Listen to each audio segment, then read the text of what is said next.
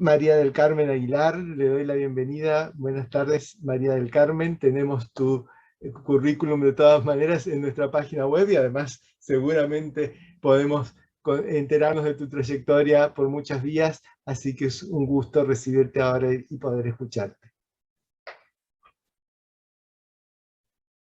Estás con el micrófono silenciado. Vuelvo a decir, muchas gracias por la invitación y gracias a todos los que están acá, que son un montón de gente. Se me pidió una charla sobre lenguaje musical y entonces yo pensé lo siguiente. Yo escribí un pequeño texto que dura unos 15 minutos y lo voy a leer, tratando algunos temas específicos que justamente de la charla que recién sucedió, algunas cosas se mencionaron y me parece buenísimo enganchar una cosa con la otra. Así que yo voy a leer todo el texto, todo seguido, y después va a haber un montón de tiempo para que me hagan preguntas, comentarios, bueno, lo que sea, lo que haga falta para de alguna manera que haya una interacción. Así que si me permiten, empiezo ya a leer el texto este. Salvo que tengan algún otro plan. No sé, Ramiro, ¿qué te parece? Me parece perfecto, adelante. Está dentro de lo que habíamos conversado. Entonces, Perfecto, yo gracias. leo lo que escribí y después charlamos, tenemos un montón de tiempo para charlar. Bueno, el texto se titula El lenguaje de la música. Y dice así. La música es un arte del tiempo. Es el arte de estructurar el tiempo mediante la combinación de sonidos, es decir, que podemos definirla por su esencia temporal y por su cualidad de solo existir mientras suena. Cuando escuchamos música, obligamos a nuestra percepción a confiar en la memoria para que esos sonidos que ya desaparecieron cobren vida y significado en nuestra mente. Oímos los sonidos en sucesión. Nuestra mente se inquieta y quiere entender. Asocia varios sonidos sucesivos y en cierto momento entiende algo. Registra que un conjunto de sonidos le resulta comprensible y satisfactorio. Es decir, genera una forma en su mente. En ese momento vuelve a inquietarse, ya que apuesta a que lo que venga a continuación tendrá alguna relación con eso que entendió. Sigue capturando conjuntos satisfactorios de sonidos que corroboran o no aquello que preveía y en cierto momento entiende que se cerró una unidad mayor. Y así transcurre la audición de la música, un arduo trabajo, por cierto, que combina la comprensión retroactiva con la apuesta al futuro y que continúa hasta que la música termina. Y en ese momento nos parece que entendimos, aunque no sabemos muy bien qué. En realidad, lo que hemos entendido es que se construyó una forma en el tiempo. Hay dos casos posibles que quiero mencionar. 1. Escuchamos. Cerramos formas que entendemos y apostamos al futuro. ¿Qué suponemos? Que habrá alguna relación entre eso que entendimos y lo próximo que aparezca. Pero lo que aparece es igual a lo que ya entendimos, una y otra vez. Entonces, nuestra mente deja de apostar, se rinde, supone que nada cambiará y entra en un estado de mente en blanco, ese estado que muchas culturas identifican como estado de meditación o de trance. Esa es la característica de las músicas que algunos africanos llaman circulares. Los mantras, la música de mbiras de Zimbabue, la música disco, la música de candomblé, cuyo propósito es que dejemos de pensar. Otro caso. Escuchamos, cerramos formas y apostamos al futuro. Lo que sigue tiene relación con lo que ya entendimos, pero introduce variantes y contrastes. Y nuestra mente se interesa por seguir el hilo de lo que se va construyendo. Esa es la música discursiva, la que propone un viaje acompañando las vicisitudes que imaginó el autor y que transmitió el intérprete. De esa música nos ocupamos habitualmente y es importante saberlo. Si la música es discursiva, puede pensarse que está estructurada como un lenguaje. Hay un código en común entre los que producen la música y los que la escuchan, que ofrece cierta gama de posibilidades para seleccionar los elementos básicos, el equivalente a las palabras en el lenguaje hablado, y que prescribe las maneras de combinarlos para construir ese discurso que se desarrollará en el tiempo. Sin embargo, los lenguajes suelen referirse a algo externo a ellos. La música, en cambio, solo se refiere a sí misma. En su devenir, solo muestra los detalles de su propia construcción. Conocer el código nos ayuda a entender por qué ciertos sonidos sucesivos se han agrupado entre sí en nuestra mente, y a esperar que esos grupos se relacionen de determinada manera con los siguientes. Por eso la frase «la música es un lenguaje universal» no es cierta. Cada cultura elabora sus propios códigos para regular la elección de las combinaciones de sonidos y la articulación entre ellos. Los miembros de esa cultura perciben su música dentro del código. Su percepción es completamente distinta de los que lo ignoran o escuchan esa música intentando insertarla en otros códigos. Lo que probablemente sea universal es la tendencia del ser humano a expresarse por medio de la música de mil diversas maneras. Y ahora vamos a ver el campo auditivo versus el campo visual. Ante lo escurridizo del objeto a percibir, a nuestra memoria le vendría bien algún apoyo visual, una representación gráfica que le permita fijar de alguna manera esos conjuntos de sonidos que van desapareciendo. Y entonces escribimos partituras. Generamos formas en el espacio, que dan cuenta de algunos aspectos de ese fluir sonoro. Pero al hacerlo, salimos del campo auditivo temporal y entramos incautamente en otro campo, el visual espacial, que nos impone sus propios códigos. Los elementos registrados no desaparecen y podemos contemplar en simultaneidad el conjunto total. Algunas tendencias de las cuales solemos tener muy poca conciencia dan cuenta de esto. 1.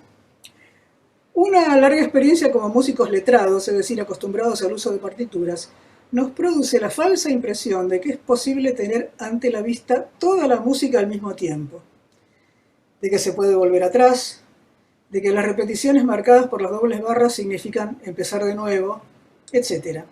Nada de esto es cierto. Nunca en la música, como en la vida, se puede volver atrás. 2. Como las partituras muestran casi exclusivamente los sonidos puntuales en sus alturas y duraciones, tendemos a creer que la simple sumatoria de esos sonidos llegará a construir la música, y eso casi nunca sucede. Lo que se construye es una maqueta de la música como la que generan los programas de computadora, que carece de casi todos los ingredientes que la harían sonar a verdadera música. 3. Un docente ejercita el dictado por compases, o trabaja con los ritmos como módulos aislados sin relación alguna con ningún fraseo. 4.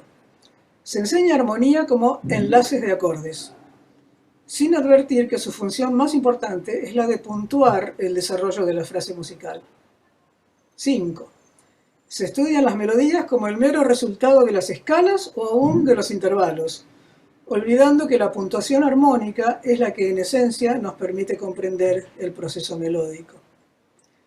Todo esto tiene su origen en un concepto estático de la música. La partitura, que pertenece al campo visual espacial, ha congelado, detenido en el tiempo, ese constante fluir que es la característica esencial de un fenómeno que se desarrolla en el campo auditivo temporal. Entonces, cualquier discusión sobre los lenguajes musicales y la enseñanza de la lectura y escritura de la música debería estar precedida por una reflexión acerca de esa esencial cualidad temporal de la música, de los esfuerzos de nuestra mente por acercarse a ella y de los problemas que surgen al cambiar de un campo a otro.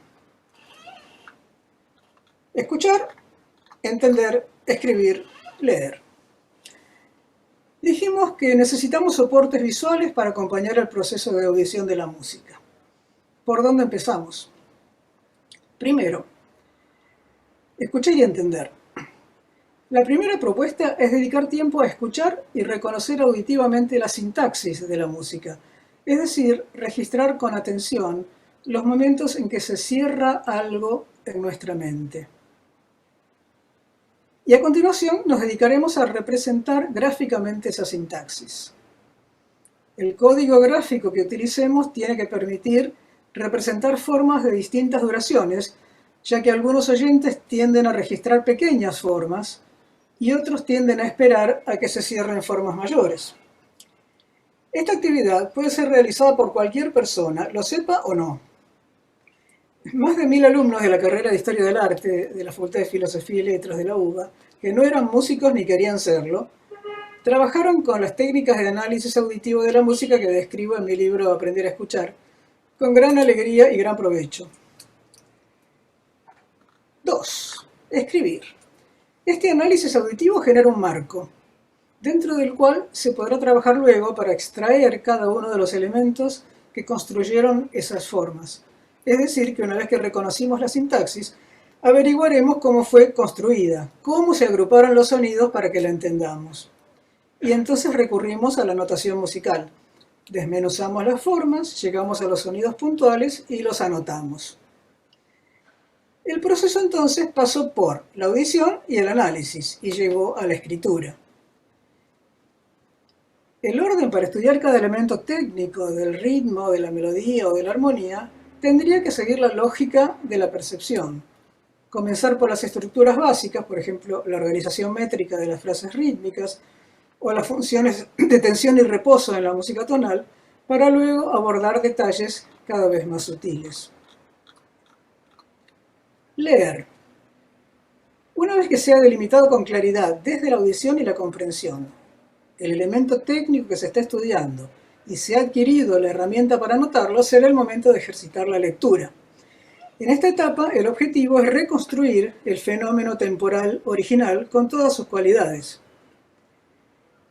Es evidente que la lectura musical debería producir música. Sin embargo, los errores conceptuales mencionados anteriormente suelen generar un solfeo estático, mecánico y machacado como primer producto del contacto con la partitura. Ahora bien, no tiene sentido ejercitar algo que en el mejor de los casos obligará al lector a dedicar muchísimo y valioso tiempo a pasar del machaque a la comprensión y de allí a los matices. Y lo que es peor, si ese proceso no llega a completarse, la ejecución demostrará que lo que estaba escrito no fue comprendido.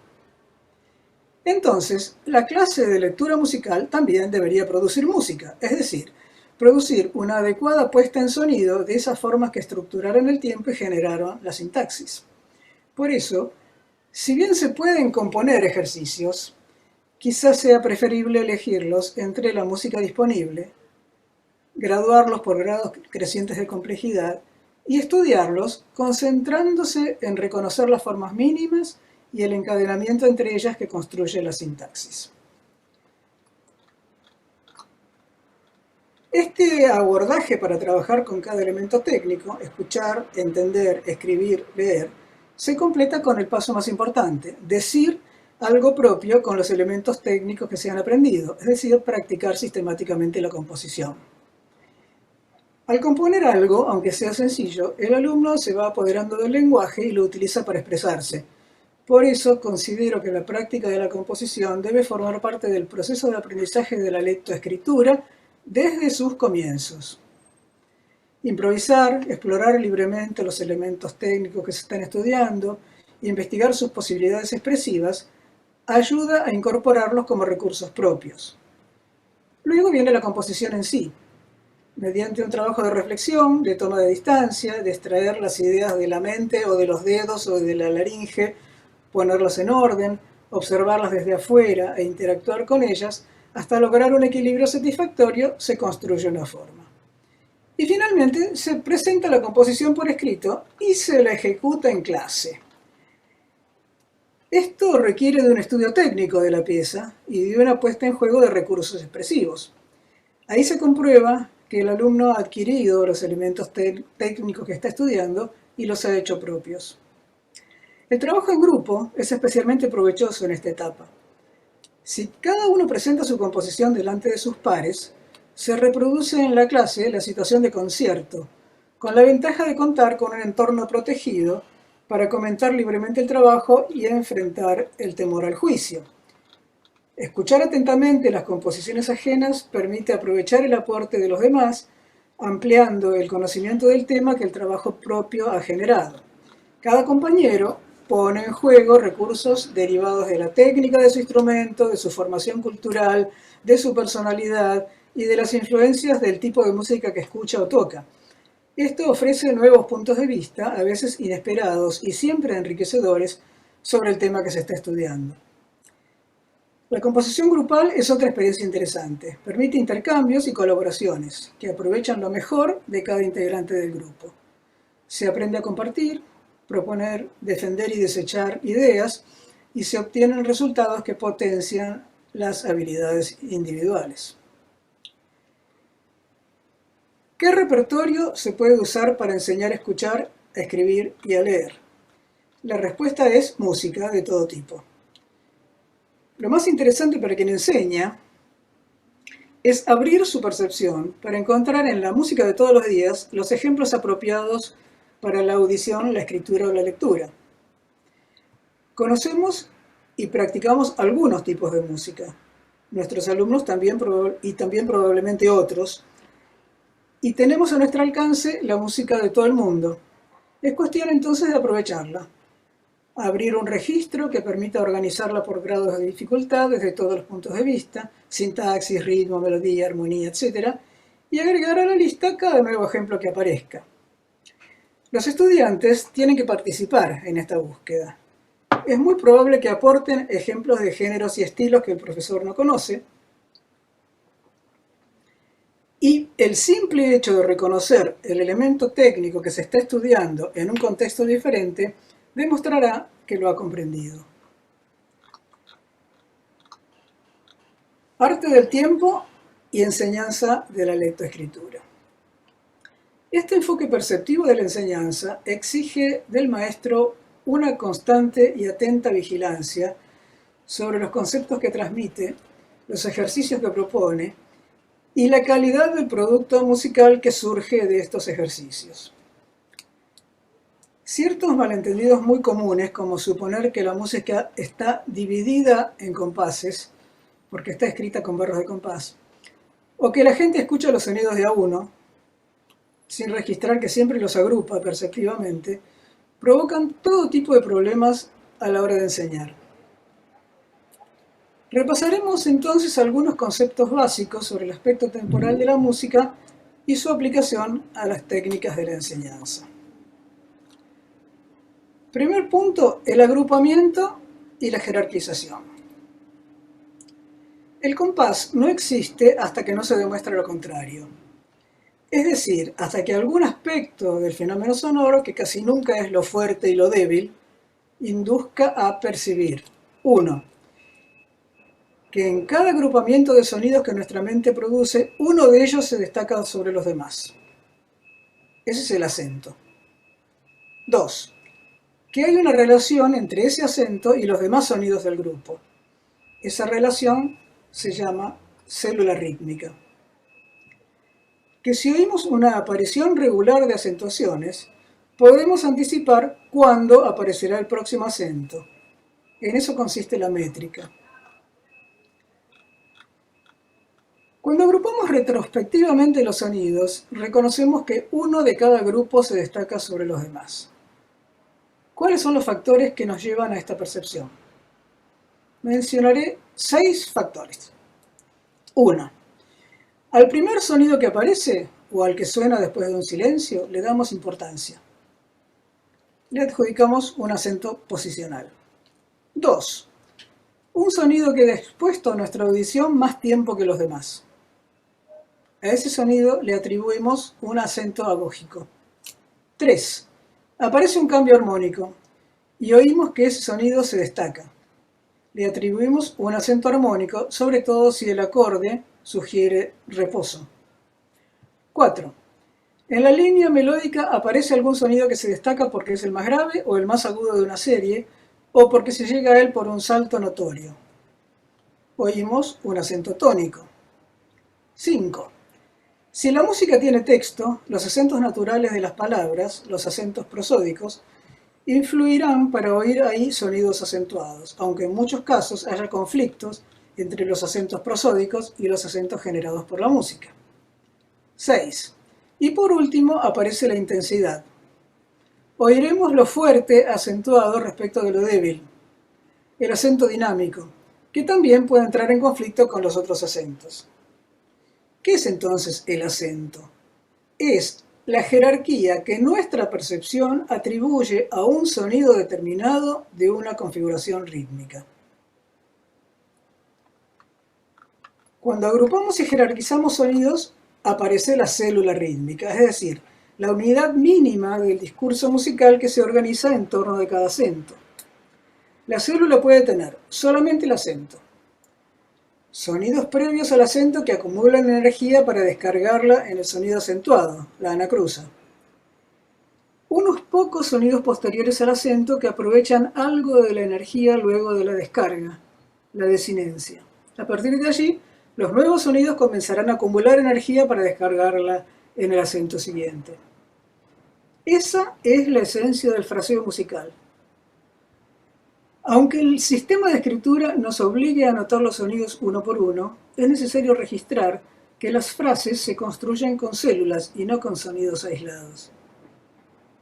La sensibilidad auditiva hacia las células rítmicas y la capacidad de reconocerlas visualmente en una partitura ayudan a comprender lo que se escucha, a anotarlo coherentemente y a leer lo anotado, haciendo oír claramente que la anacruza prepara el acento, que este es el núcleo de la célula y que la desinencia todavía depende del acento anterior. Esta comprensión ayuda a tomar decisiones de interpretación, sugiriendo con más claridad el porqué de las respiraciones, los arcos, las digitaciones, los cambios de posición, etc. A este tipo de lectura con buen fraseo suele llamárselo expresividad.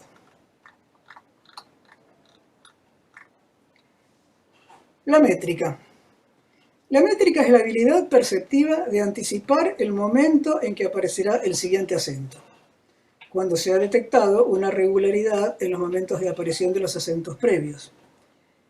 Esta habilidad nos permite detectar la simetría o asimetría y la igualdad o diferencia temporal entre frases u oraciones, anticipar el momento en que una frase u oración terminará, escuchar síncopas, ya que cuando oímos un acento que se anticipa el momento esperado, lo consideramos enmarcado dentro de la regularidad prevista.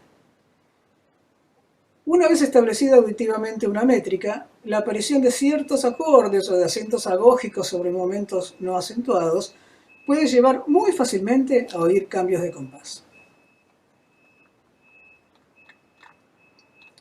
Ritmo, melodía y armonía. Una vez que se ha enfocado el problema desde el ritmo, desde su cualidad esencial de organizador del tiempo, los demás aspectos de la música tienen una base sobre la cual desarrollarse. El proceso melódico se integra al ritmo, formando células melódico-rítmicas.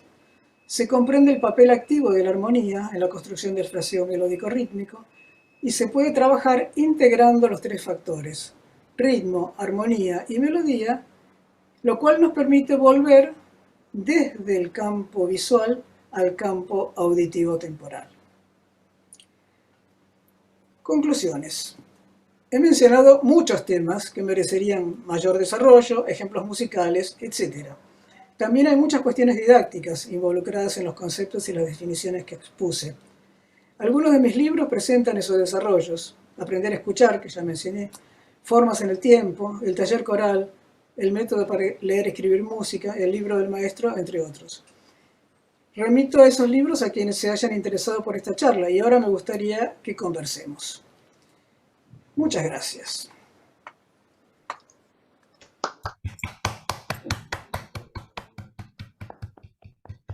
Muchísimas gracias, María del Carmen. La verdad es que es un placer. Bueno, como terminaste, conversemos.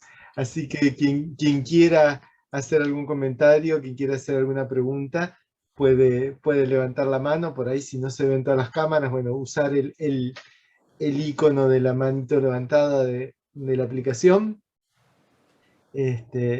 Liliana, tu mano ya la vi. ¿Querés? Era para... qué claridad, comenta Liana Centuria en el chat.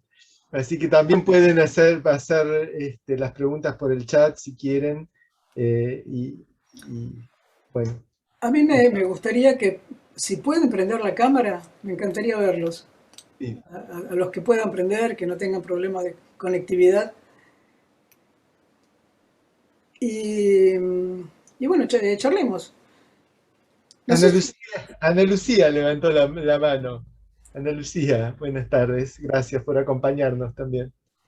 Estás con el micrófono cerrado todavía, Ana Lucía. Para ir abriendo camino mientras los demás van entrando. Muchas gracias, María del Carmen. Es un comentario reiterado porque indudablemente conozco muy bien tu línea de trabajo, pero te quería congratular por el orden, la sencillez y la verdad. Bueno, muchas gracias. Y como llevamos años andando en este camino y encontrándonos en congresos y cosas así, hace mucho bien escuchar llamar a las cosas por su nombre, decir lo que son. Y hay una feliz coincidencia, y termino, con la sensatez de algunos de los comentarios que pude llegar a escuchar de la conversación previa con Víctor y con Fernando Pérez, porque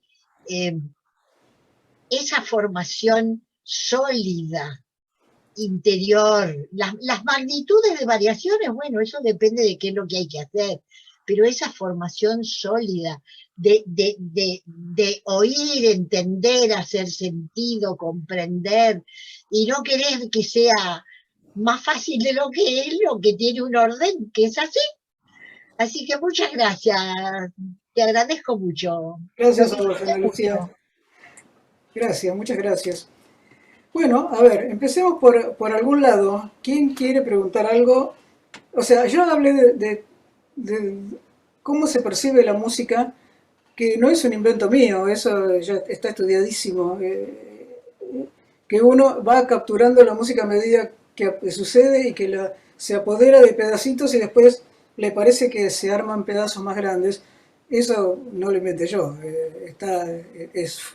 forma parte de montones de estudios.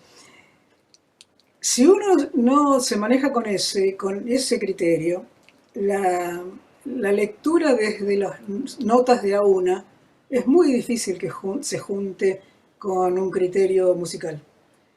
O sea, el paso de lo auditivo a lo visual, esa cosa de que tenemos toda la música ahí y nos parece que es así y que podemos volver atrás y que qué sé yo, eso forma parte del machaque habitual.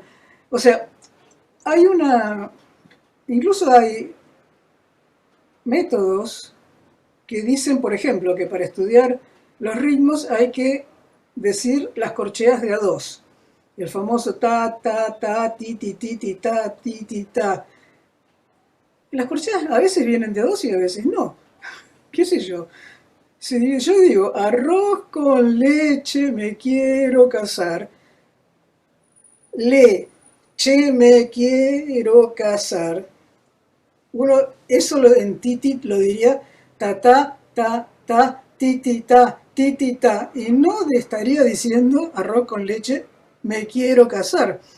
¿Se entiende eso? Leche es una negra y una corchea de dos que están en el segundo tiempo del compás. ¿Se lo imaginan eso? Esas dos corcheas no están juntas. Una es una desinencia y otra es una anacruza. Entonces, ¿qué? Primero hago ta, ti, ti, ta, y después le pongo matices, expresividad. Le, che, me, quie. che me quiero no es leche, me quiero. Y si yo soy violinista, probablemente tenga que hacer un cambio de arco ahí. Leche, me quiero. No sé si lo imaginan eso, por decir algo. Es más, hay veces que en esos puntos se produce una respiración. Si yo soy instrumentista de viento o cantante. Por ahí, en ese punto exacto no, porque acabamos de respirar para empezar la frase, pero supongamos que esa situación se produce después de un rato largo. Hay una respiración entre medio de dos corcheas. Y entonces, ¿por qué le tengo que enseñar al alumno que las corcheas de a dos van siempre de a dos? Lo mismo en 6 por 8. Ta ti ti ta ti ti ta ti ti ta ti ti ta ti ti. Nunca es así. Casi nunca. Es lo más raro que hay eso. Entonces, si yo no entiendo cómo funciona lo de las células rítmicas, nunca voy a poder construir un fraseo a simple vista. Voy a tener que hacer una etapa de machaque, después desmachacarlo, y después, yo me acuerdo como cuando era chica, yo veía que le preguntaban a Víctor y Fernando cómo habían sido sus comienzos. Los míos fueron por el estilo. Yo tenía una profesora de piano a la vuelta de mi casa y me enseñaba la teoría, que eran preguntas como ¿qué es la música? La música es tal cosa. ¿Cómo se...? Preguntas y respuestas que había que aprenderse de memoria. Y entonces una de las cosas que me enseñaba era, primero se leen las notas y después se le ponen los matices. Los matices era hacerlo más o menos linda la música, qué sé yo, no había ningún criterio para ponerle matices. En fin. ¿Qué dice? La teoría de... No, esta era de Rubertis, la que yo estudiaba era de Rubertis.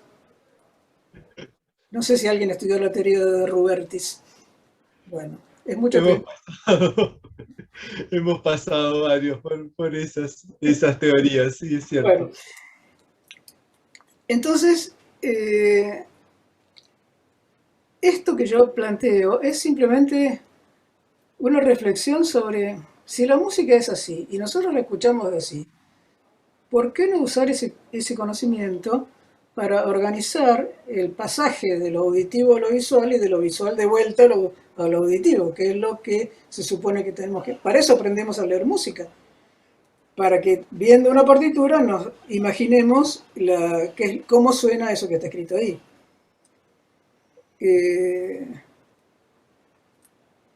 Hola Patricia, ¿estás ahí?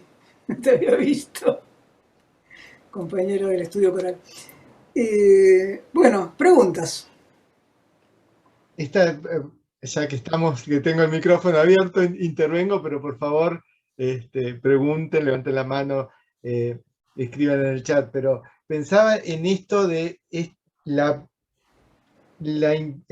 validez de esta concepción que decís. Muchas veces a lo largo de esta semana hablamos de recuperar y mantener como el contacto con la experiencia, ¿no? Y que la experiencia de la música es esta, auditiva, ¿no? Es el tiempo.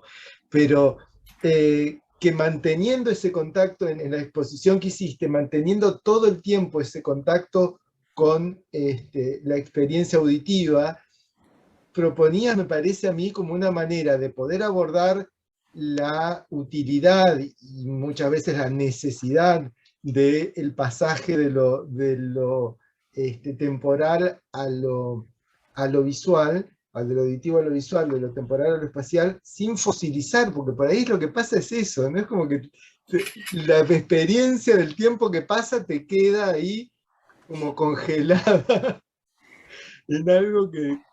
En algo que no tiene nada que ver con la música y que hace sufrir bastante a la gente. Es que una vez que ahí se quedó, a mí sí me quedó congelado, no sé si... Ahí estamos. Sí. Ahí estamos de vuelta. Era la representación de lo que pasa cuando se queda congelada ahí la música. Es como esa, a mí se me ocurrió esta idea de fosilizar porque me parece como que queda ahí muerta en el papel y después no hay manera de resucitarla, ¿no? No, y además así suena horrible, es un sufrimiento, para el que toca, para el que escucha, para todo el mundo. No tiene ningún sentido, porque además no es tan difícil hacer esto que yo estoy diciendo, es simplemente ser coherente. O sea, si yo tengo una frase escrita y la puedo pensar que sobre eso, los acentos se organizan las células rítmicas, digo taratata, tatara, tatá, y se arma una cosa que tiene sentido musical, aunque lo esté diciendo hablado. Es mucho más parecido a la música de eso que ta ta ta ta ta ta ta ta ta. Eso no se parece a nada. Por eso yo a veces veo ahí en Facebook, en YouTube, qué sé yo, esas cosas que se llaman musigramas o musicogramas, algo así, que son como cartas, que una negra, dos corcheas, cuatro semicorcheas, entonces las ponen así y los nenes tocan pim, pum, pipi, pipi, pipi, pim, pum, pum, y nunca se genera nada. Digamos, no digo que no se pueda hacer, porque además es divertido y uno lo pone en el pizarrón 4 o 5 de esas y ustedes tocan esta, ustedes aquella, qué sé yo, se pueden hacer 20.000 cosas, sobre todo en una etapa de juego, de iniciación musical, lo que sé. Pero cuando uno está aprendiendo a leer en serio, no puede hacer eso. Uno tiene que leer música y escribir música. Y entonces, ¿qué hago? Organizo la música que anda por ahí. A ver, ¿cuál tiene elementos técnicos que cualquiera podría leer? Bueno, un pedacito de tal canción podría ser. Escucho la canción, veo cuántas frases tiene, etcétera, lo organizo en frases, entiendo eso, me fijo si oigo acentos, si oigo una regularidad de acentos, y entonces digo, bueno, sí, claro, para construir esta frase pasaron 4 acentos, cada uno con su respectiva célula alrededor. ¿Cuál era la primera célula? Tararán, la segunda era taraira, la tercera tarán y la cuarta tarararán. Entonces me quedó tararán, taraira, tatarararán. Y cuando lo veo escrito me digo truco, truco, truco, veo las corcheas todas agrupaditas de a dos y por un momento siento una sensación de pánico de que esto que yo veo escrito no es parecido a lo que yo escuché. Entonces, ¿qué hago? Mi profesor me enseña a marcar con un gancho así la célula. Esto estarán hasta acá. Y esta otra corchea va para el otro, sigue para allá, está del otro lado, en otra célula. Con eso, ya está. Después eso adquiere melodía. Tirarán, tarira, tarira, qué sé yo. Entonces, tararán, tarira, tarira, rirarán. ¿Se imaginan cómo se escribe eso? Tirarán, tarira, tarira, rirarán. Una frase de 4 células con sus respectivas anacrusas y desinencias y además una armonía. La armonía, para mí, cuando yo era chica, era una materia de 5º año del conservatorio. No sé a ustedes si les pasó eso. Entonces, no te pasó. Mirá qué suerte tenés. Marcela. A Marcela no le pasó. Claro, yo estudié 4 años de la teoría esa y los solfeos, bla, bla, bla, bla, bla, bla, bla, bla, así. La mayor parte hablados, o algunos cantados, yo qué sé. Y en 5º año me tocó armonía. Y armonía era igual que lo otro, o sea, prohíbense las quintas paralelas. Era así, prohíbense. ¿Qué quiere decir? Prohíbense las quintas paralelas. Y se estudiaban enlaces de acordes.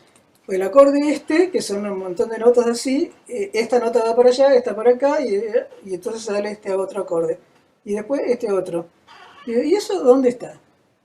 Cuando yo tocaba el piano como podía, y nunca veía eso en el piano, en las partituras de piano. Las partituras de piano tenían cosas así que pasaban a grandes velocidades. Y nadie jamás me enseñó a mirar esa cosa, que eso era una frase, y que atrás de eso estaban esos acordes, en esencia, digamos, pero nunca se me ocurrió pensar, nadie me explicó, que la armonía que se estudiaba estaba en la música que había que tocar. Yo lo aprendí sola, porque cuando tenía 14 años más o menos, eh, mi vecina le regalaron una guitarra, éramos amigas, y entonces aprendíamos a sacar todas las zambas de los chalchaleros, así como podíamos, no teníamos ni idea de ninguna de las dos. Ella estudiaba piano también, pero tampoco tenía ni idea de lo que estaba pasando. Y, y no, entonces claro, la samba era trinqui, tin, trinqui, plum, y cambiaba de acorde porque si no sonaba horrible. Y, y en algún momento, a los 15, 16 años, empecé a pensar que a lo mejor la armonía, esa que yo estudiaba, tenía que ver con eso de la guitarra, con el hecho de que esos acordes estaban en la guitarra cuando se acompañaba la canción. Pero no, nunca estaba en las sonatas de Mozart la armonía. ¿Qué sé yo? No tenía nada que ver. Es muy loco, pero yo no sé si sigue pasando esto.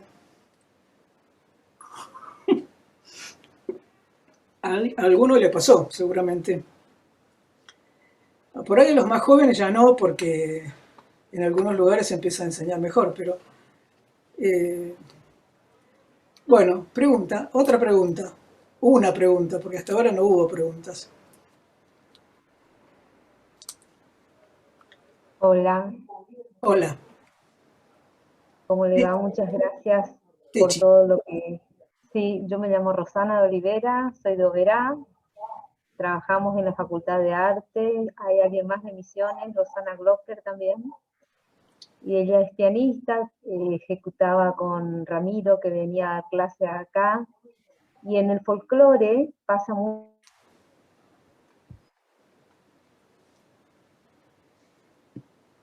Justo se me congeló a mí, no sé Sí, si sí, sí, no se escucha más. justo se cortó. Ah, qué mal. No, mientras Techi se recupera la Ahí, conexión. ahí se recuperó. Y ¿Se volviste. En el recuperó? folclore pasa y ahí se nos Ah, y cortó. en el folclore era re diferente aprender los ritmos folclóricos, y en realidad nos enseñaban de forma intuitiva primero, y después recién íbamos a la partitura, entonces fue más fácil, pero como usted comentaba, la parte de armonía, bajarlo a un ritmo de samba, como daba de ejemplo, o a una chacarera, que uno hace una proyección porque estamos en Misiones, nunca vamos a ejecutar una chacarera como en Santiago. Nos costaba mucho todo esto y nos sigue costando desde los IFEDES, por lo menos desde la experiencia que tenemos acá, puedo contar eso, ¿no? No, sí, seguro. Es muy absurdo que se enseñen cosas y no se vean, no se las pueda ver en la música que uno está haciendo. A mí me parece rarísimo que alguien sostenga un sistema donde esas cosas pasan. Eh, qué sé yo. Bueno, ¿algún comentario más? ¿Preguntas? Hola, buenas noches. Hola. Bueno, para mí es un honor estar conversando con usted, así que, bueno, quería decir que si me pongo un poco nervioso. Quería consultar cómo el desarrollo de todas estas propuestas, cómo se fue gestando, si tiene que ver con la práctica diaria, si tiene que ver también con la influencia de modelos pedagógicos nuevos que iban surgiendo, porque no sé, otros métodos por ahí hablan de adiestramiento, en cambio, Sí. en este caso tenemos el método para leer y escribir música a partir de la percepción. En vez de pensar la armonía como una materia, o la composición como una materia a nivel superior, recién escuché como que era parte como del aprendizaje, la composición grupal. Entonces, ¿cómo se fue dando todo esto? Del pensar de, bueno, contemplar los saberes previos de los alumnos e incluirlos como parte del proceso, y Bueno, no que sea solo un método rígido en que todos tengan que pasar por ahí por los mismos ejercicios, exactamente, que por ahí no son extraídos de la música que uno ya conoce en su propio bagaje. Claro, o sea, bueno, hay muchas preguntas juntas. Digamos, primero, lo del adiestramiento a mí me parece medio terrible. Pero bueno, si uno es músico y quiere adiestrarse, me parece bien que se adiestre, qué sé yo. Pues tiene todo el derecho del mundo.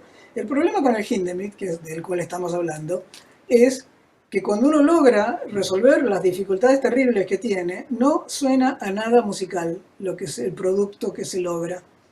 Porque no fue pensado para eso, fue pensado para que sea difícil, no para que sea musical.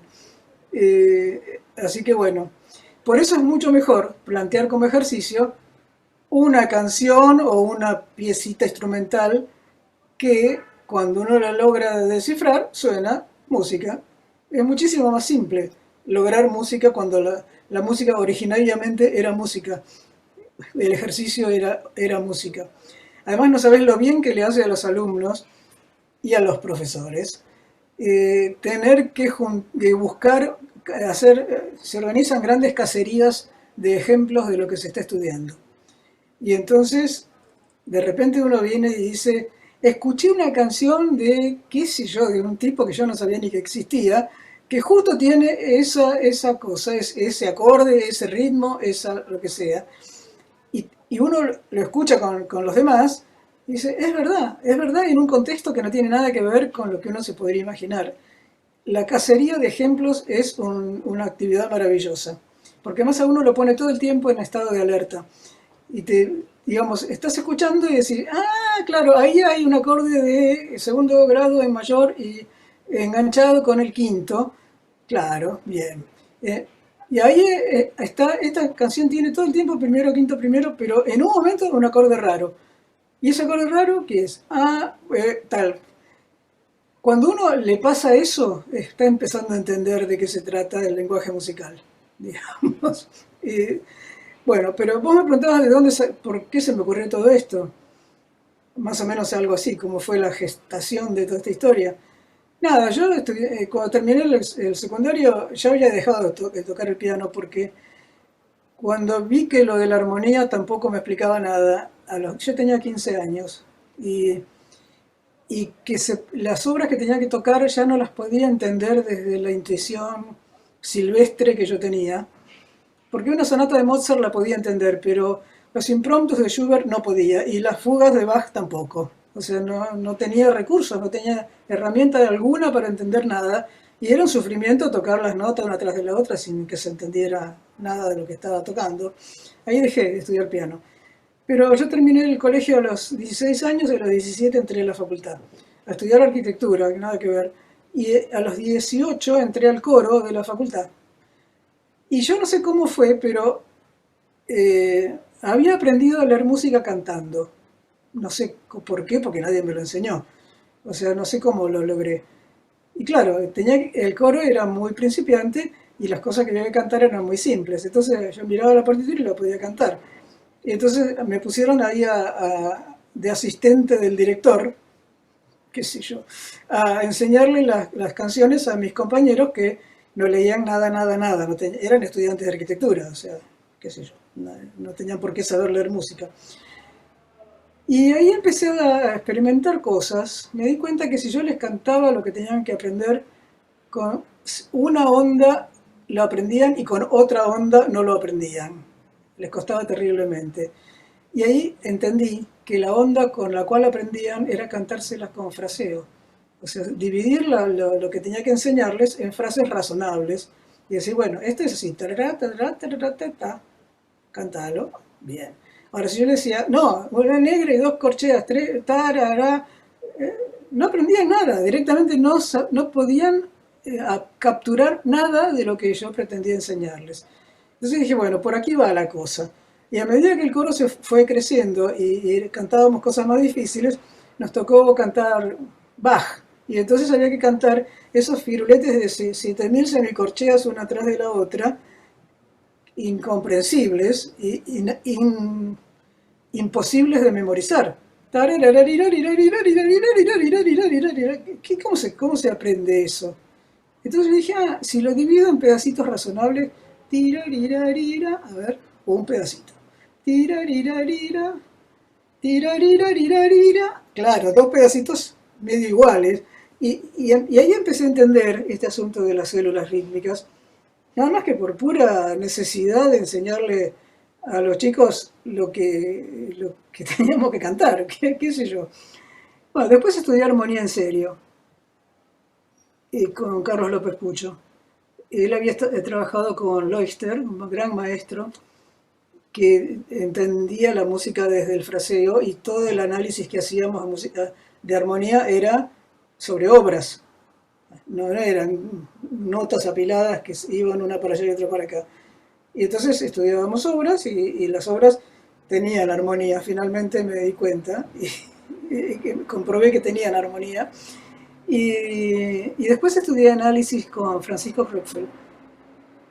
Y a medida que, mientras tanto, yo seguía enseñándole a mis compañeros de coro, y mis compañeros de coro me empezaron a pedir que les enseñara a leer música. Yo no tenía ni idea de cómo se enseñaba. Me puse a leer lo que había en ese momento, que no era mucho, y nada interesante, nada que realmente fuera una revelación. Entonces empecé a inventar cosas, buscar canciones, inventar ejercicios, encontrar una canción que era igual que el ejercicio, entonces usar la canción en vez del ejercicio. Y así se fue armando el libro, es el método para leer y escribir música, que salió en el año 78. Y bueno, después, cuando hice ese libro, todavía no había estudiado análisis con Krupfel. Yo vivía en Brasil, nos habíamos tenido que ir en el 76, como tanta gente, y una profesora de la escuela donde yo trabajaba me veía leyendo cuanto libro caía en mis manos de lingüística, psicoanálisis, psicología y cosas por el estilo, y me dijo: yo sé lo que vos tenés que hacer. Cuando vuelvas a Buenos Aires, estudiá con Krupfel. Y qué sé yo no sabía por qué me decía eso. Cuando volví a Buenos Aires lo llamé y ahí me di cuenta que era lo que tenía que hacer. Porque ahí me explicaba con claridad que todo eso que yo estaba haciendo instintivamente tenía una base estudiada, científica y demostrable. Entonces, ya está. Así fue. Y esa fue la historia. No sé si contesté tu pregunta. ¿Dónde estás? Te cambiaste de casilla.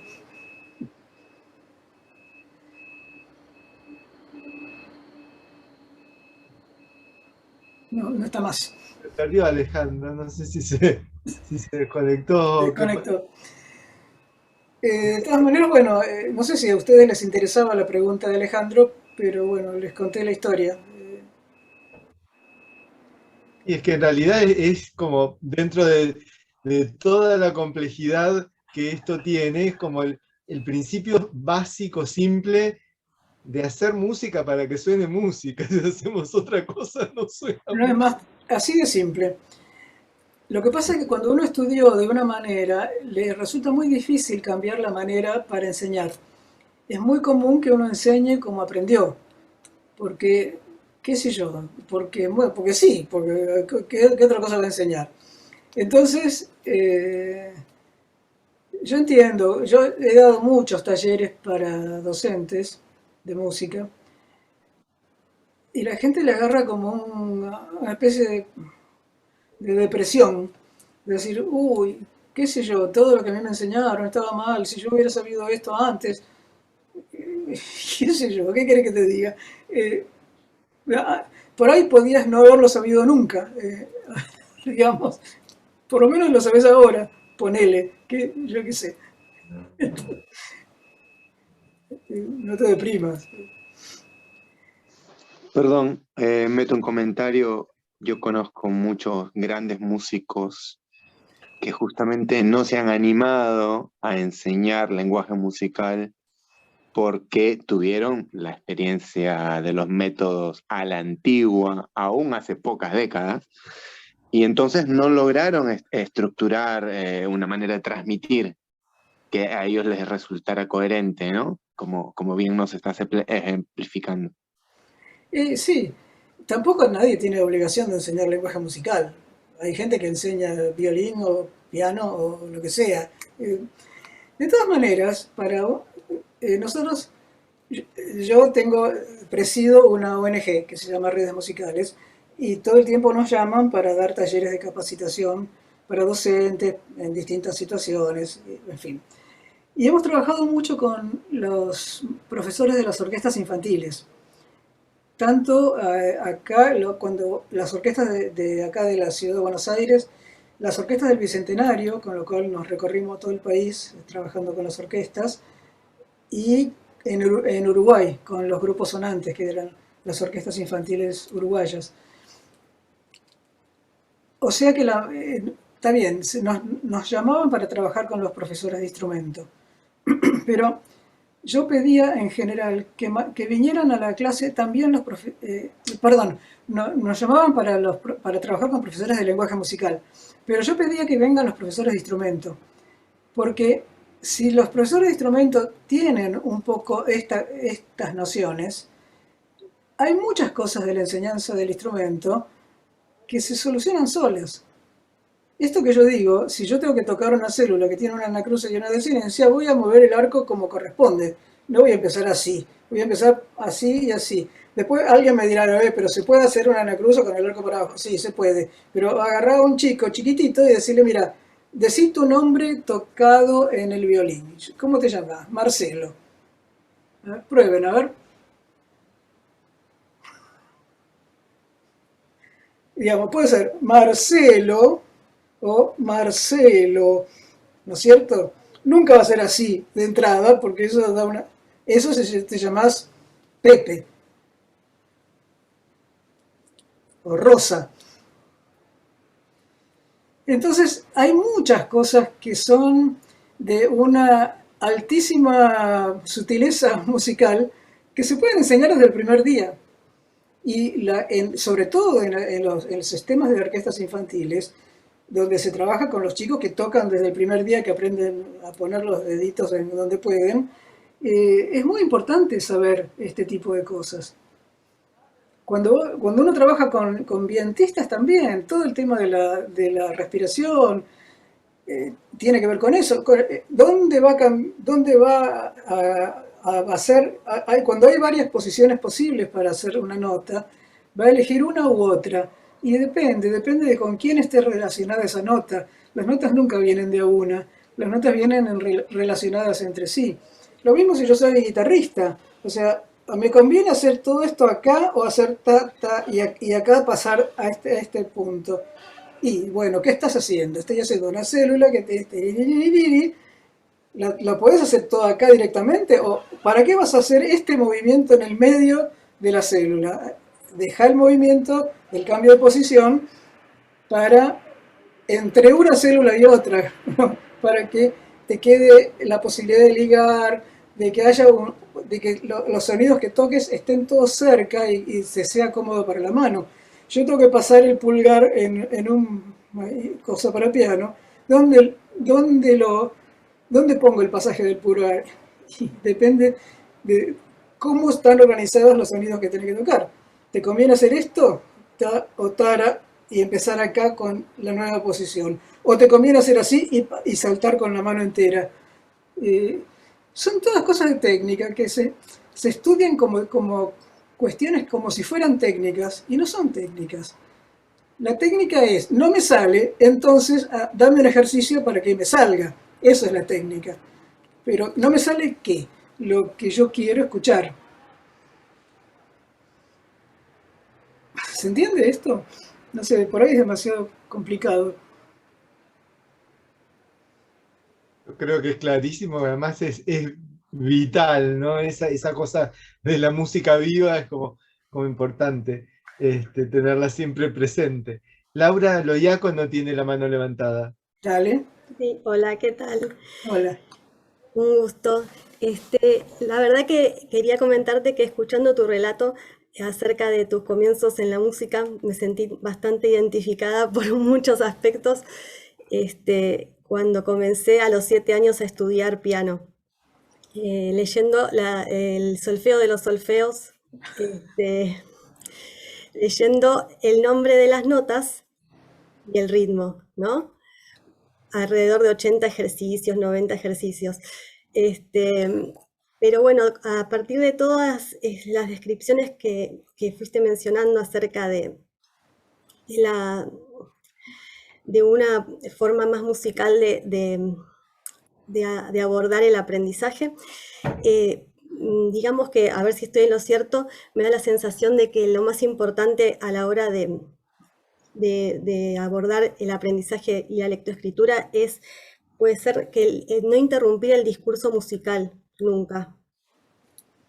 Puede ser, o sea, que la idea musical no sea interrumpida para poder aprender a leer la música. Digamos que eso es una especie de objetivo un poco exigente. O sea, uno se equivoca y tiene que empezar de nuevo, ¿qué vas a hacerle? Pero tenés que saber que no puedes parar en cualquier lado. O sea, si vos venís diciendo ta, ta, ta, ta, ta, ta, ta, ta, ta, ta, ta, ta, ta, ta, ta, te da lo mismo parar en cualquier lado porque no estás haciendo nada que tenga que ver con la música.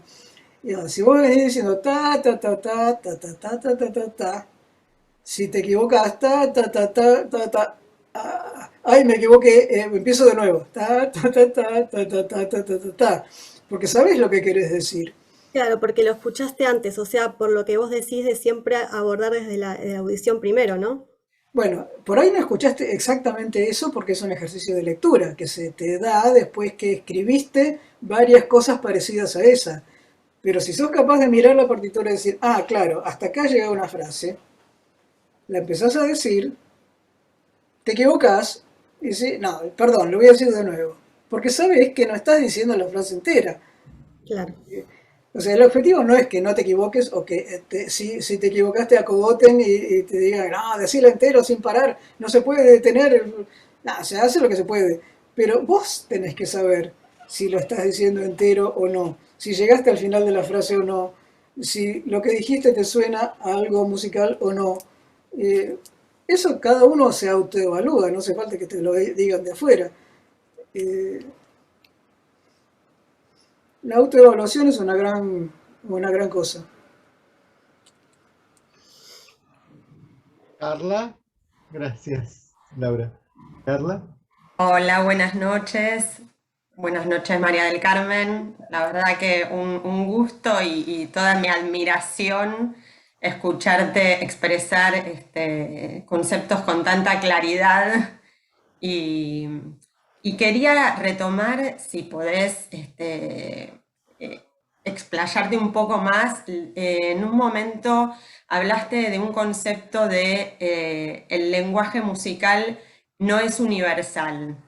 Y me pareció súper interesante porque esto es algo que muchas veces los músicos defendemos así como a rajatabla, ¿no? Que es el lenguaje con el que todos nos podemos entender, pero me pareció súper interesante tu idea de que dentro del lenguaje musical evidentemente también hay dialectos, podríamos decir, ¿no? Como distintas maneras de decir. Entonces, bueno, un poco... En primer lugar, hay una cuestión cultural por la cual la música es la música europea, digamos. No solo en la música en sí, como lenguaje, como cuestión sonora, sino incluso como el sentido que tiene la música en la vida de la gente.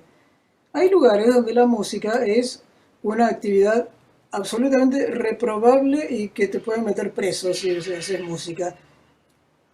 Hay lugares donde el músico es el único tipo de pueblo que puede hacer música y todos los demás no.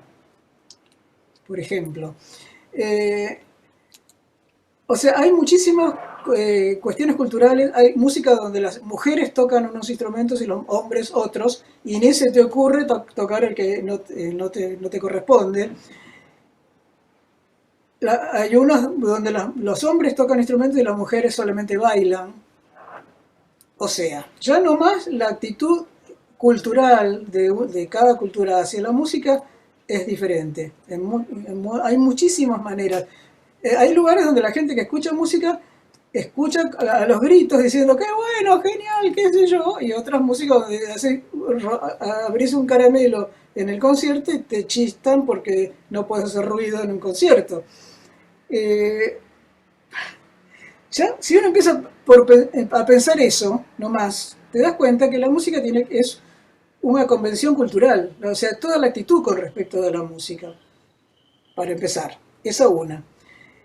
Segundo, cualquiera que abre YouTube y pone ópera china, qué sé yo, va a escuchar unas cosas tan raras, tan raras, tan raras que dice, ¿cómo se entiende eso?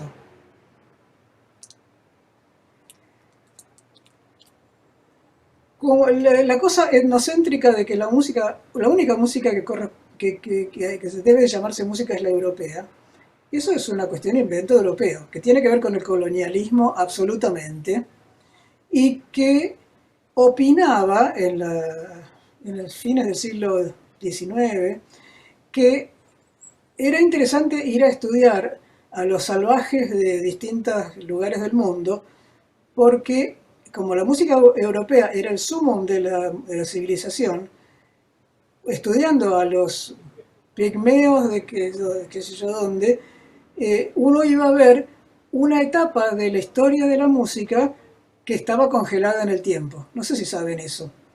Los musicólogos que empezaron con la etnomusicología, que iban a estudiar a los pueblos primitivos, los consideraban como una especie de resabio histórico de lo que fue la música europea en algún momento, hace muchos, muchos, muchos siglos, y que quedó congelada ahí, y entonces uno puede ver, visitando distintos lugares del mundo, una etapa de la evolución, otra etapa de la evolución, y el sumum de la evolución es la música clásica de Europa, alemana en lo posible. Es más, no sé si leyeron el libro de Bartók sobre la investigación musicológica. Bartók y Kodály se fueron con una mochilita y un grabador gigante así que lo llevaba en una especie de mula a recorrer todos los pueblos de por ahí, del interior de Hungría, Bulgaria, Yugoslavia, Checoslovaquia, Turquía y etcétera, a grabar a los viejitos que se acordaban canciones antiguas.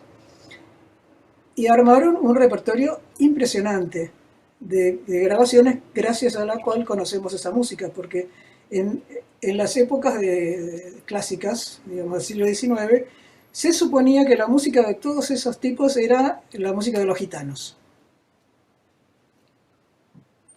Los gitanos eran los músicos profesionales de los pueblos, que si había un casamiento o qué sé yo, una elección de intendente o lo que fuera, eran los que tocaban. Pero no era la música que cantaba la gente realmente en las zonas rurales no era esa. Esa era la música para bailar en los casamientos del pueblo. Ahora, el asunto era cómo tenían el grabador ese, que por suerte lo tenían, porque esas grabaciones todavía se pueden escuchar. Un grabador de esos que yo no sé cómo era, en un cilindro gigantesco con una cosa que lo... Bueno. Pero después tenían que anotarla esa música, porque no se puede transmitir si no se anota. ¿Y cómo se anota? Es muy interesante las reflexiones al respecto de eso. Son de los primeros que pensaron en el problema de la anotación, porque para anotar la música estás usando un sistema inventado para una determinada música, y esa música no tenía nada que ver. Entonces le ponían una flechita para arriba, un cosito así para decir que no era exactamente la nota, sino no sé qué. Y no es exactamente la nota de qué.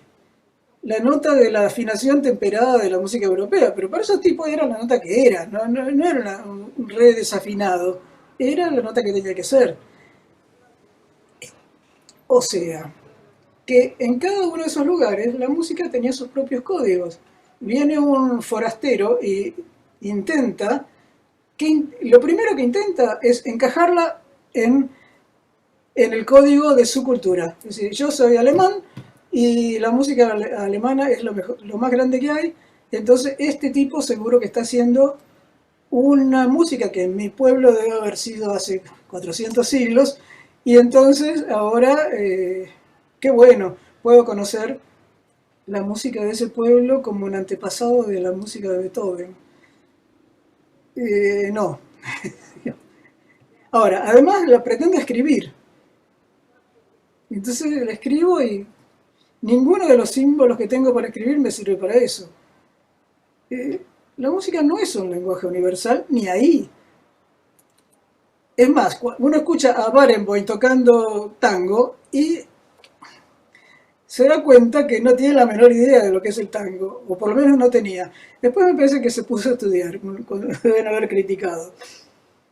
O sea, el tipo es uno de los mejores pianistas del mundo, pero no sabe tocar tango. Porque el tango tiene su propio lenguaje. Queda bien, usa los acordes y los ritmos y qué sé yo, de la música europea, pero a su manera. O sea, ya ni siquiera ahí tenemos una certeza de que los valores con los cuales se interpreta la música europea sirven para tocar el tango. Y así siguiendo. O sea, la música no es un lenguaje universal. Lo que a veces se considera universal es la tendencia de la gente a hacer música. O sea, a usar sonidos cantados o tocados o percusión o lo que sea para satisfacer algún tipo de necesidad de expresión.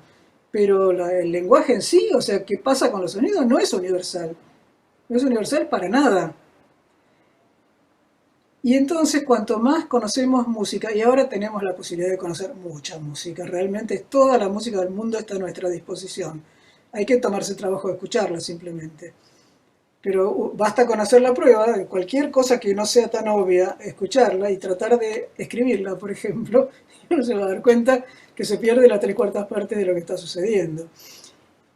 Por otro lado, también es interesante escribirlo, porque uno lo aproxima a la combinación de sonidos desde un lugar muy raro y desde una perspectiva diferente de la que nosotros tenemos. Así que, ¿por qué no? No sé si contesté tu pregunta. Sí, totalmente. Muchísimas gracias. El asunto es que a veces nos aproximamos a lo que nos toca aproximarnos con las herramientas que tenemos, ¿no? Bueno, sí, es cierto, pero la principal herramienta yo creo que es la prudencia. O sea, es decir, muy bien, ¿esta gente qué onda? ¿Qué piensan ellos de la música? Sí, sí. ¿Cómo les funciona la cabeza? O sea, por ejemplo, la famosa música circular que yo nombré, o sea, la que tiene por objetivo dejar de pensar, necesita de una actitud para tocarla y para entenderla, completamente distinta de la música discursiva. O sea, si el objetivo es dejar de pensar, ¿cómo está armada esa música? Está armada por la repetición constante. Y entonces, cuando uno te lo repiten 7000 veces, dejas de pensar. Y entonces, sin pensar en exotismos lejanos, la música disco, o como se llame, tungue, tiki, tungue, no hay nada. Bueno, dice, pero eso no es música. Sí, es música para bailar y no pensar. Entonces, uno podría decir, no es música a todo lo que le parezca distinto de lo que uno cree que es la música, pero, qué sé yo, para algunos las marchas militares no son música, por ejemplo. ¿Cuál es el objetivo de la marcha militar? Y marchar, por ejemplo, despertar sentimientos patrióticos, yo qué sé. Por eso digo, la primera herramienta es la prudencia. Un poco de acercarse a ver qué pasa con los que hacen esta música, en qué creen, qué pretenden, con qué criterio la hacen, cómo la aprenden, por ejemplo. Hay culturas donde jamás se escribe una nota y los niños aprenden la música yéndose a vivir a la casa del maestro durante 10 años. De los 8 a los 18 años. Por ejemplo, en la India, por ejemplo, en algunos lugares de África. Y entonces se aprende por imitación. O sea, el maestro toca, tucutún, tucutún, tucutún, y el niño toca, tucutún, tucutún, el maestro toca, el niño toca. Así aprenden todo y no escriben nunca nada. Y aprenden unas cosas dificilísimas. No sé si escucharon los ritmos hindúes de tablas, por ejemplo, y que o a veces lo aprenden a decir.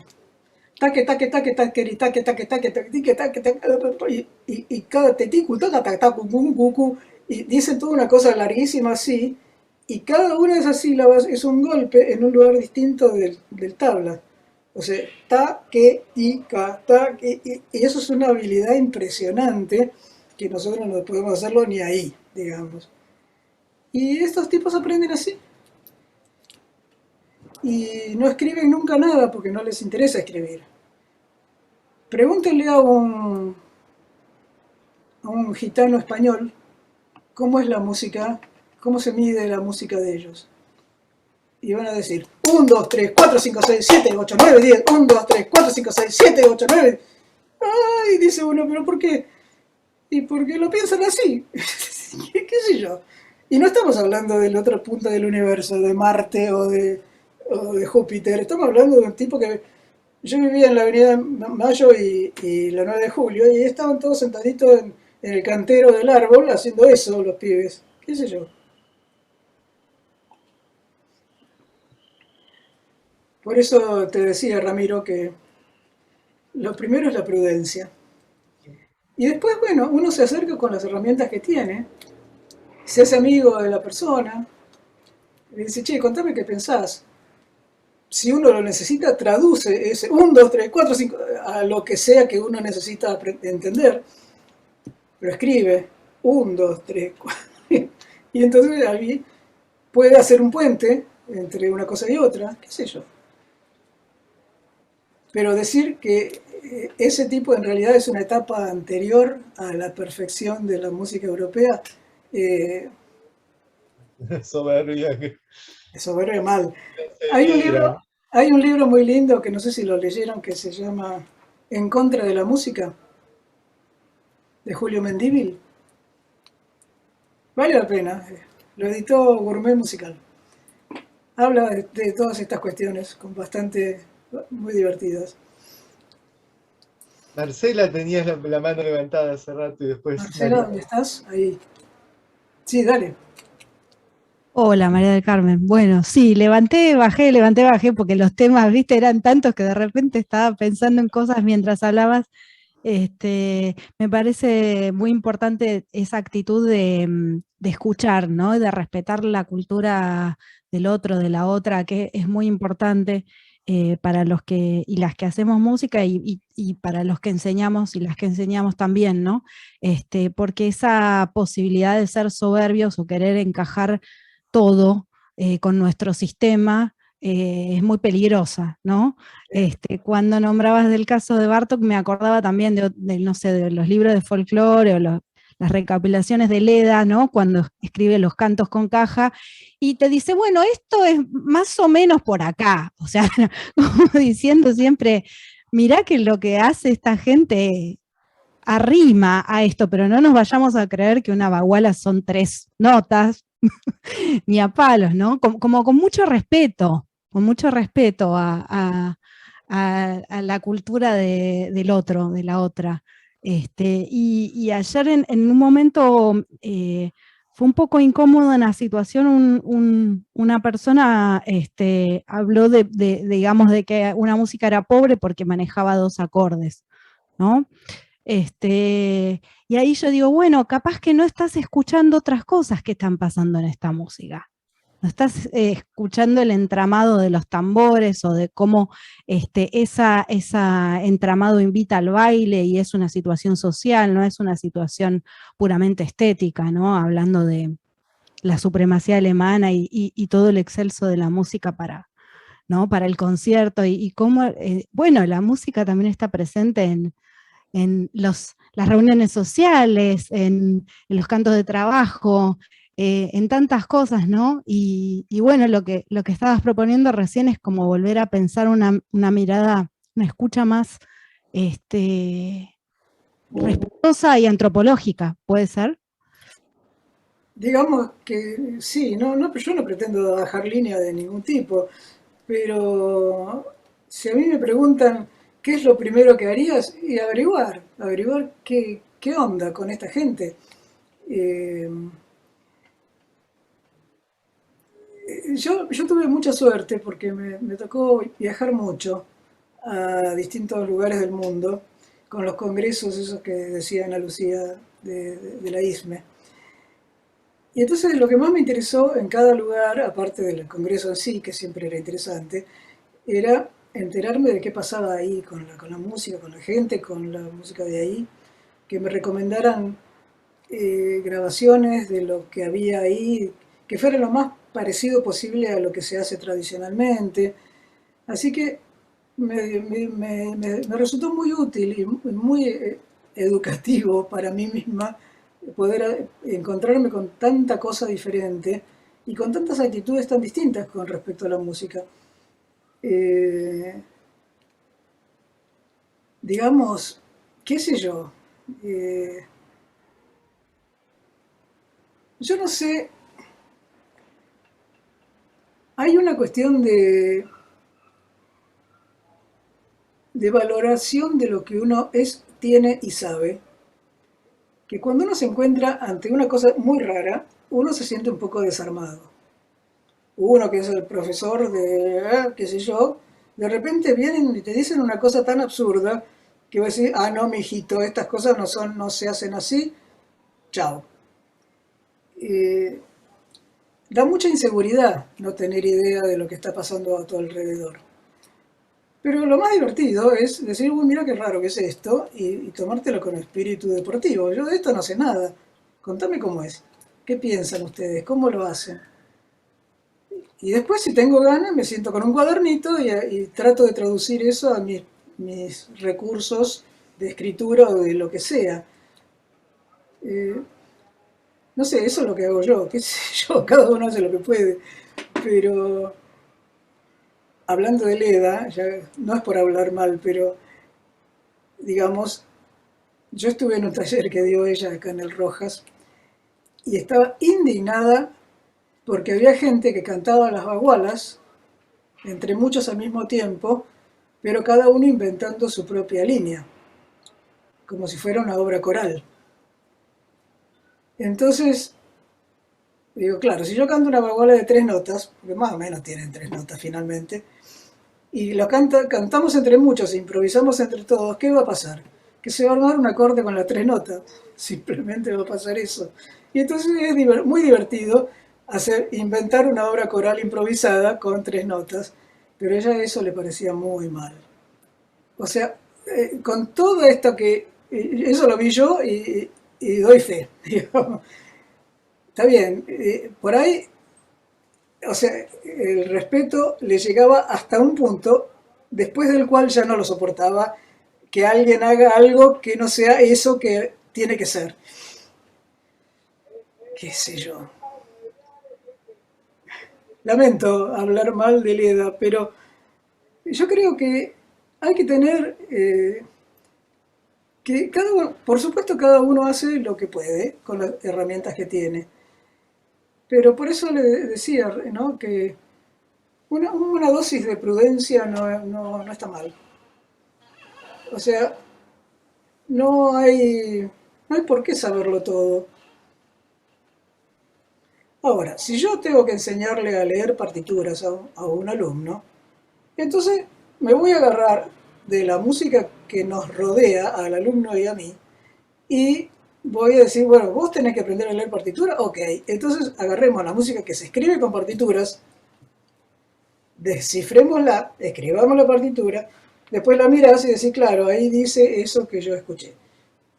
O sea, yo no pretendo escribir la partitura de cualquier cosa, escribo la partitura de música discursiva, que en general está basada en compases, o sea, la música que se puede traducir a una partitura. Hay música que no se puede traducir a una partitura. Entonces esa no la escribo, ni se me ocurre. No sé si contesté lo que me intentabas decir, pobre. Martín, por ahí, la verdad es que tenemos ganas de seguir por horas conversando con María del Carmen, pero bueno, tenemos un programa también, pero Martín levantó la mano para hacer una pregunta o un comentario, no sé, Martín. Sí, quería compartir una experiencia, primero agradecerte, Carmen, por la charla y también es un placer. Yo he estudiado con tus libros, de hecho acá tengo, mira, lo tengo original, el método.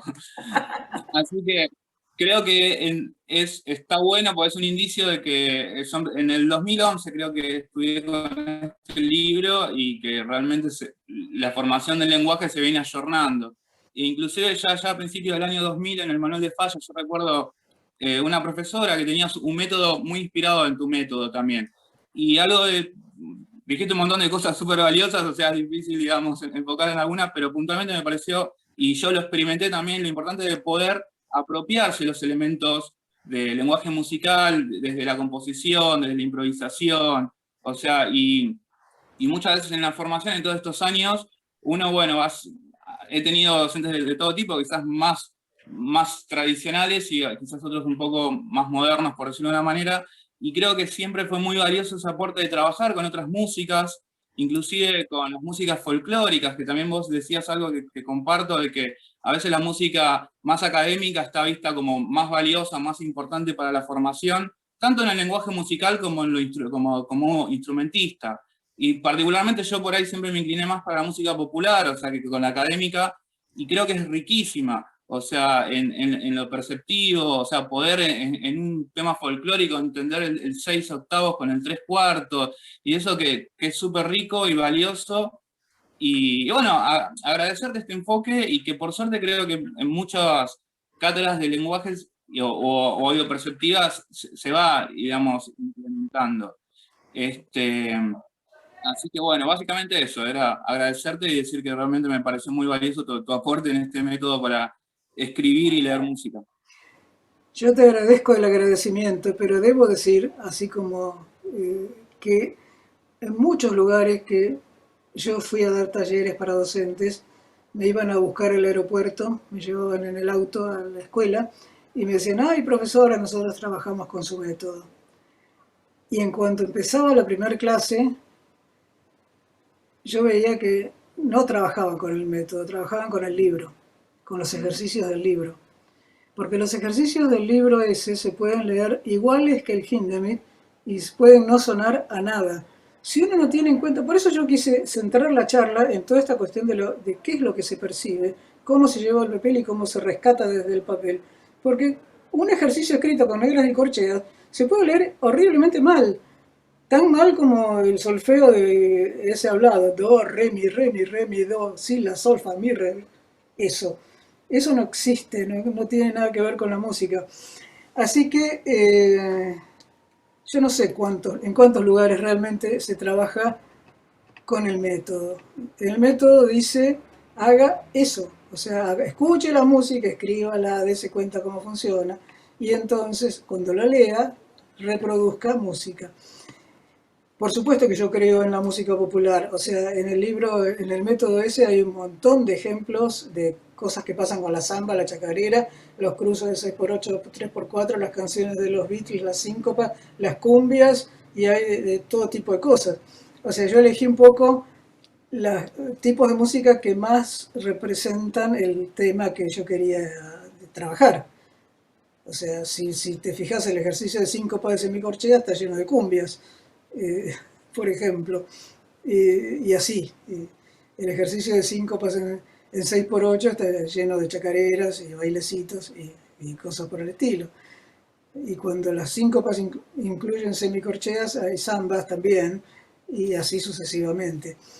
O sea, a mí me parece, digamos, además yo soy argentina, conozco la música de acá y alguna más, pero ya con la de acá me alcanza y me sobra para enseñar millones de cosas. Es cuestión de sentarse y estudiarla, simplemente, ¿no?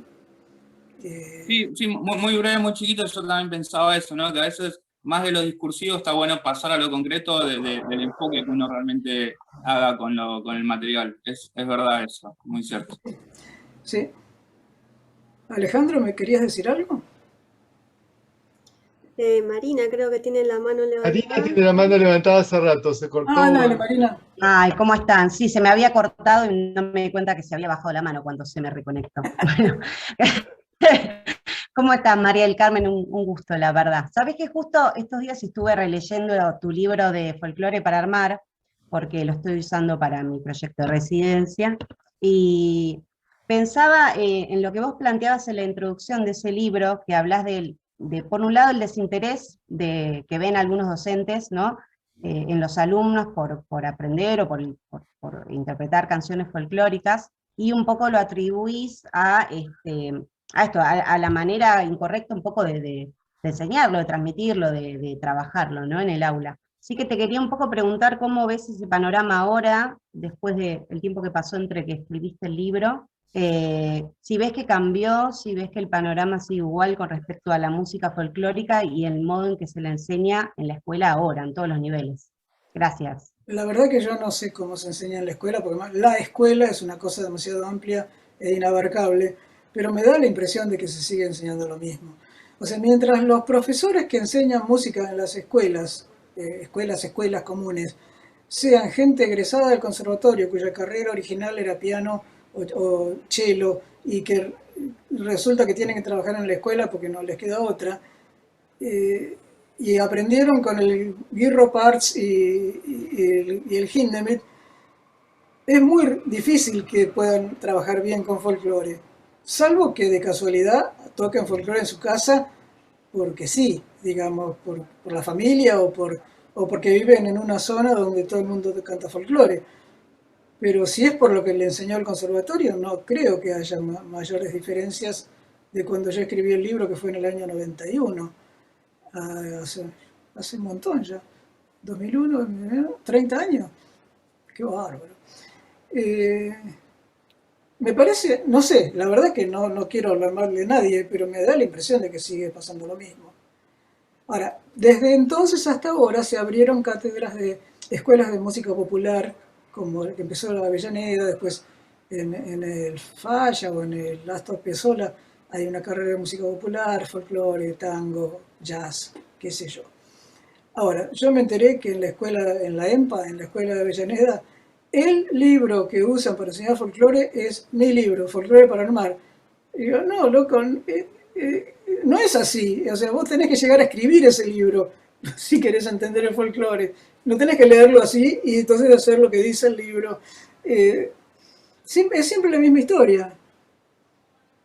Está bien, qué sé yo, yo codifiqué... Sí, yo justo soy egresada de la EMPA, perdón.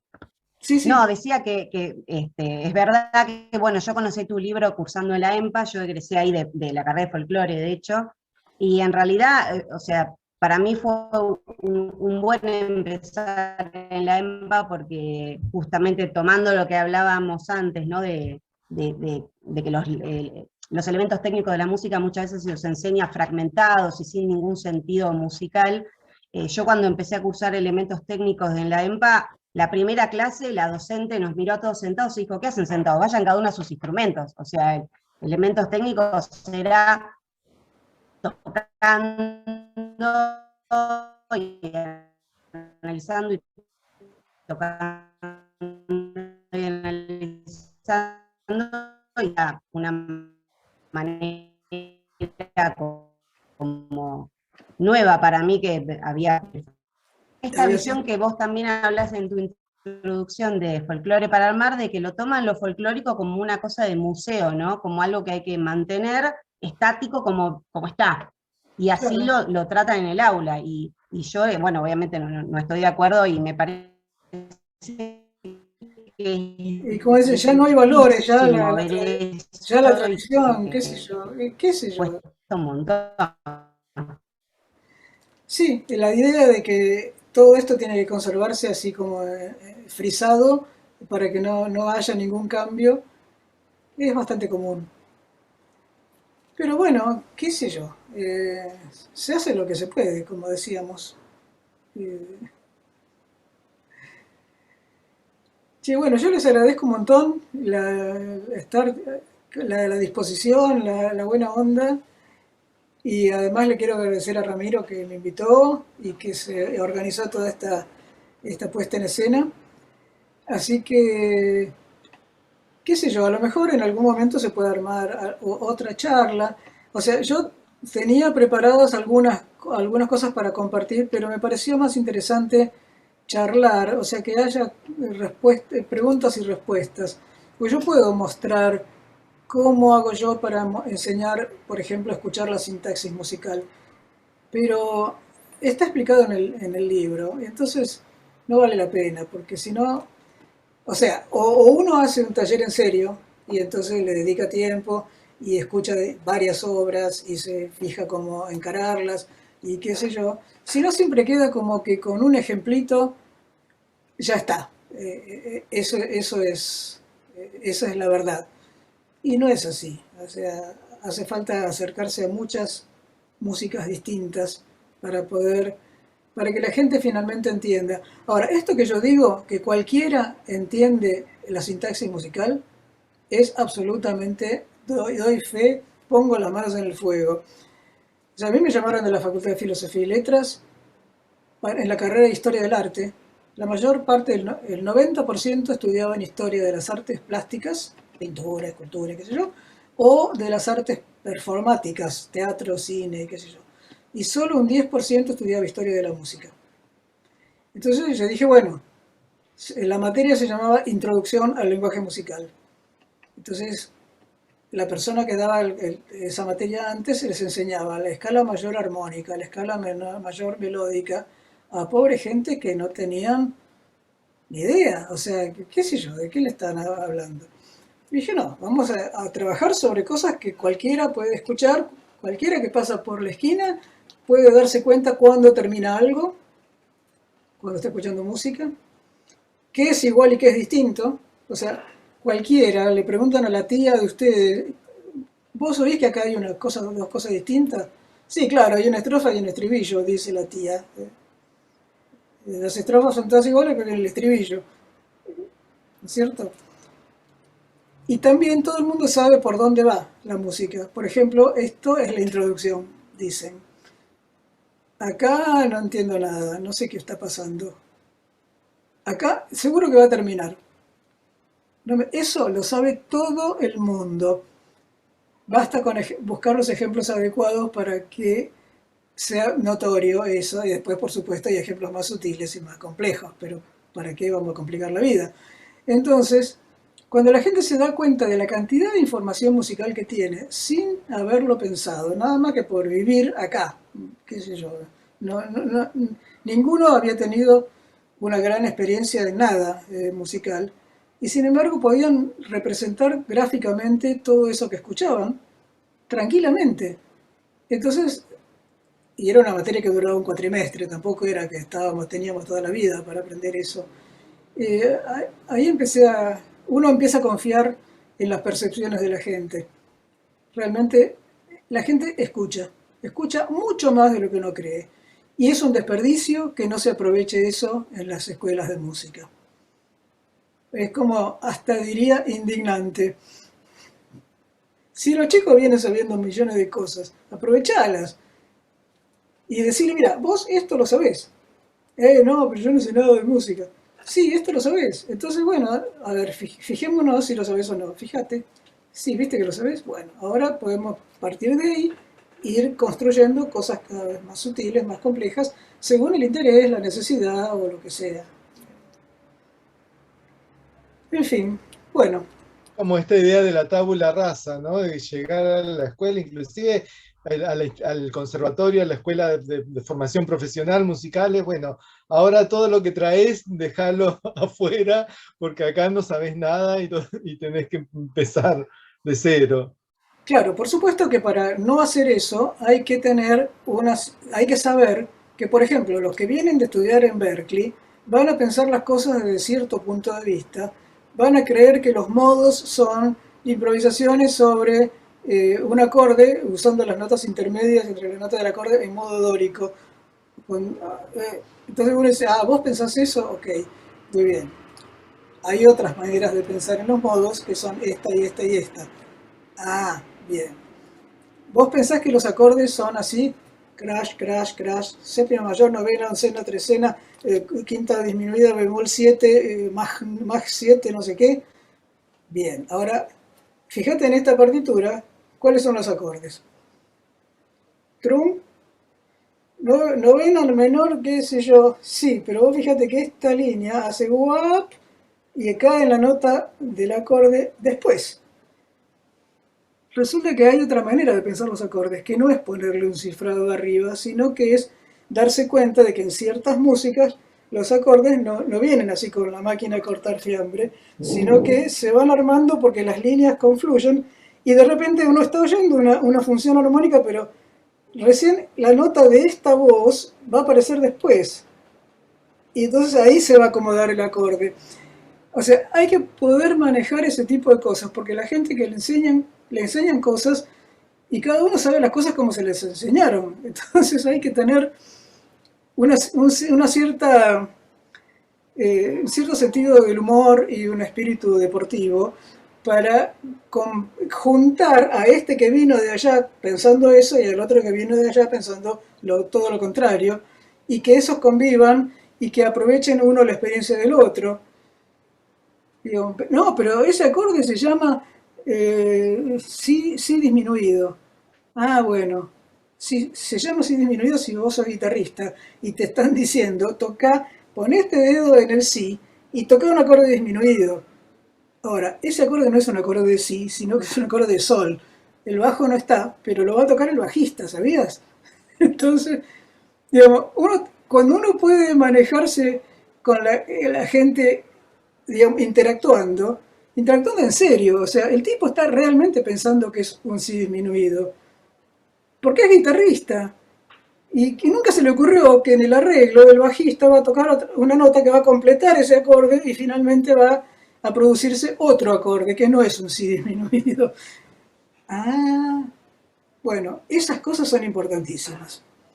Eso de tomar lo que realmente sabe el alumno es muy bueno, muy bueno. Uno mismo aprende un montón de cosas.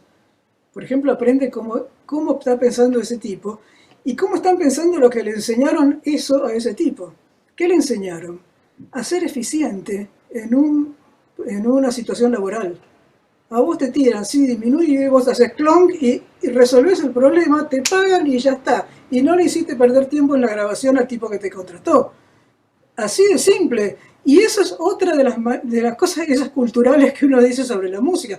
No hace falta ir al África a ver a los pigmeos. Basta con ver de qué labura la gente cuando es músico. ¿Se entiende esto? Entonces, lo de la música y la cultura tiene montones de connotaciones cotidianas. Todo el tiempo está pasando estas cosas. Y si uno no se fija, se las pierde. Y además le hace mal a la gente que la traten mal. O sea, el alumno que piensa que ese acorde es si disminuido y le dicen, esa no es ningún si disminuido. Digo, bueno, para vos es eso porque a vos te enseñaron a ser ¿cómo se llama? Un elemento eficiente en la compleja economía de las grabaciones. A vos te llaman de cambio para tocar 7 temas en el próximo coso y vos tenés que saber tocar lo que te dijeron que toques. Tocás y disminuido y no te preocupes. Ahora, si querés entender qué función cumple ese acorde en el total de lo que está pasando en el fraseo, tenés que pensar que ese acorde en realidad, complementado por el bajista y por la línea melódica del otro, y qué sé yo, se va a hacer tal acorde que no tiene nada que ver con si. Bueno, así funciona. La vida real viene a ser.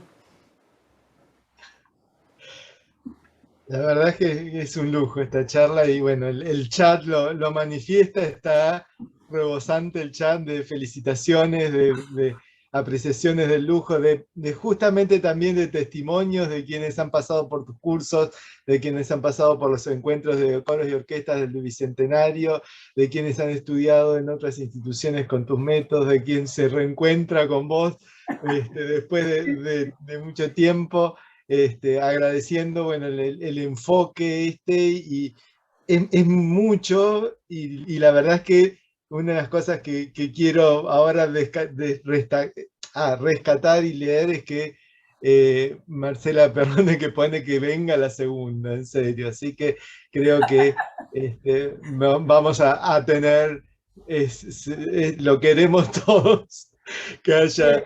Yo quiero leer ese chat tranquila, ¿me lo podés guardar o mandar o algo? El chat se está grabando todo, así que el chat okay. se va a guardar. Bueno, buenísimo.